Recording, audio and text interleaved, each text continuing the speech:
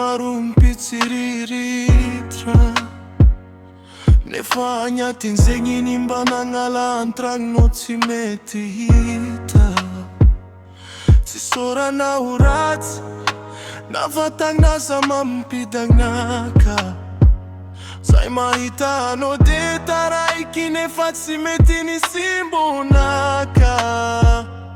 Fa nagninao mandeha nifainao antaniagna. Tsy resaka raha tsy agna fa avy amin'igny alifagna. Zay mba nankatianao nandalo fa tsisy tamagna. Satra nahita maso raiky namoanao niadalagna. Izake fa tsisy alady fa isakiny mamo mandady.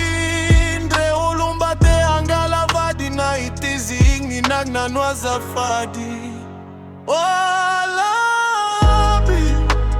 Mampalahelo efa tsisy tsy ambaratelo. Izegny olo mandalo mahe hoe igny olo efa kay. Azovy lalahitsy may fa noho igny ke maromaso andraso. Reza mivolagna zegny tsy homagna ratsy sady reza tsy lafatra fa mba te agna fatra.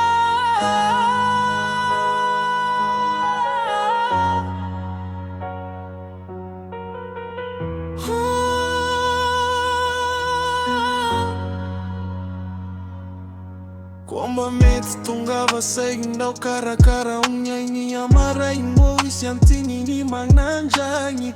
Aza atao za malaigny fa mba raisoko misy azo alaiby.